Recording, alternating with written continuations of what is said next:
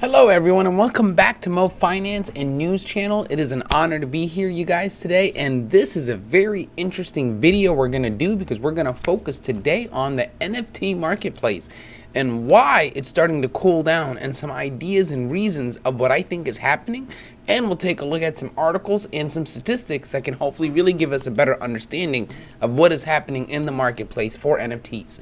So first is first, let's look at the first article about what the most popular NFT receives search volume wise. And this is important because search volume is what determines how many people are interested in what is being searched. I know it sounds stupid to say, but for example, if 3.86 million searches are happening per month, that would really mean that a lot of people are buying from it. Now, let's say it was 6 million searches happening per month. That would also maybe mean double the buying power from before, and that doesn't necessarily fully correlate. I'm just saying that that is something to think about when you're making decisions on what to invest in. So the first three most popular is Axie Infinity at 3 million average monthly searches, almost 4. The Sandbox, which is at 553,000, and then the NBA Top Shot, which is at 477,000. So that's kind of cool to think about that they're still being searched. And what I really want to do is talk about all three of those. So because I didn't know what Axie Infinity was, I've never really used the Sandbox, and I have seen NBA Top Shot, but Axie Infinity, what that is, it's a blockchain-based game in which players are able to purchase NFTs of these cute little monsters and then pit them against each other in battles. I really like this concept. This to me sounds like when I was a kid, Pokemon, Digimon was a nostalgic game, and I think that this is taking that to the next level while it's using new technology from the blockchain that should allow it to survive longer than some of those older games. But look how cute they are. Oh, I totally understand why people would play this. So it's just kind of cool to think about. You can purchase one of these monsters using an NFT, so you own it, and then you can train it and use it to battle. So that's kind of cool. That's a great concept, and I can easily see why it's got 3.8 million searches on average a month. Now let's look at what the Sandbox is at 533,000 average searches a month, and it's basically just an NFT marketplace that you can buy and sell NFTs, and you can see here's some examples of what they look like. I think that people can put in their NFTs, like Snoop Dogg had released some. As you can see, this one's at $1,600.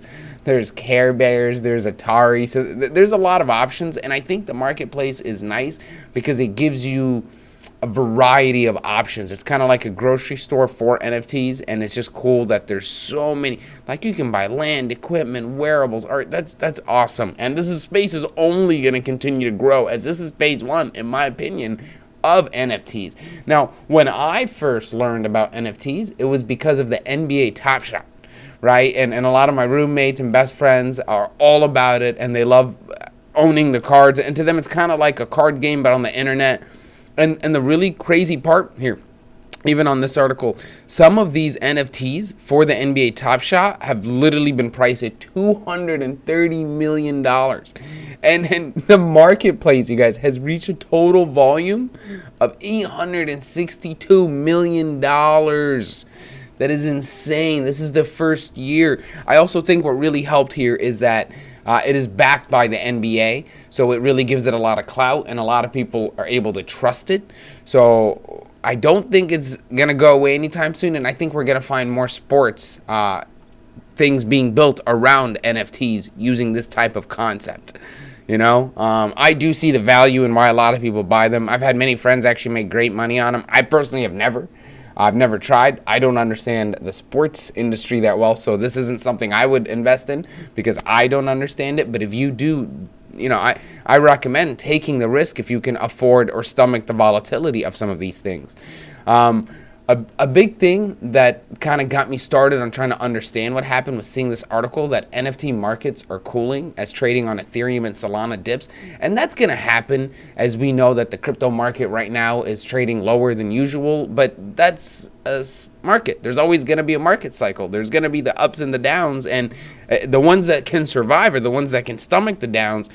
Dollar cost average, buy more if they can, and get back to the highs with more money invested. So that's kind of my way of breaking it down. But let's talk about this article and understand what's happening.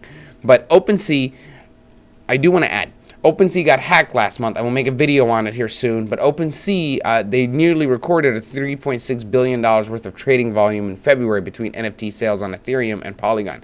The thing about this is that they had an 27% month-over-month dip in trading volume on the platform, and I think that's because of that hack. I mean, if you are using a platform and you are afraid to keep your assets on there, you are not going to use it, and that's going to happen with everybody. So entail that should lower the month-over-month trading volume, obviously. So I think that took a big hit on the market itself, and I think that's also what's driving some of the hate on NFTs, because people are afraid to take some of these risks now, where a couple months ago everybody would just throw anything in any NFT, as you saw. Now, I really like stats. So real quick, I like stats. Stats tell you what to do in the market because numbers don't lie.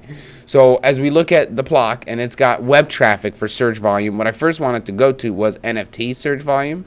And as you guys can see here, oh, it's not letting me scroll. Oh, that's okay. As we can see here, the NFT search volume for all time really started in 2021, all right, 2021, last year. And that's when that market really took off. And that's when you guys saw people like creating little face NFTs of different faces of themselves. And these were selling, like one kid made $1 million off of that. So little things like that occurred. And as the market continued to grow in search volume, the pricing went up. And then hack began here, I think, in OpenSea last month, and it really hit the traffic number. And if we do a year-to-date, we can see it is on the decline. So statistically speaking right now, NFT search volume is going down, and it doesn't look like it's going to stop, but that's going to clean out the market, right? It's going to remove the people that are just hype looking into this, and it's going to keep the people in here that are actually interested in the market for the long run. So it isn't necessarily a bad thing that this is happening.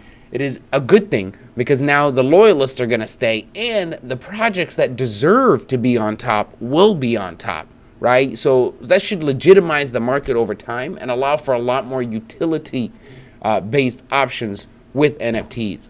So I kind of hope that video helped hear you guys today. The whole point of it was just to show why the NFT marketplace is starting to slow down, and had some stats here to back it up. If you guys have any ideas, comments, please let me know. Please like and subscribe to the video, and I'll try to get more content like this. Hey, I appreciate you guys. Thank you so much. Have a good day.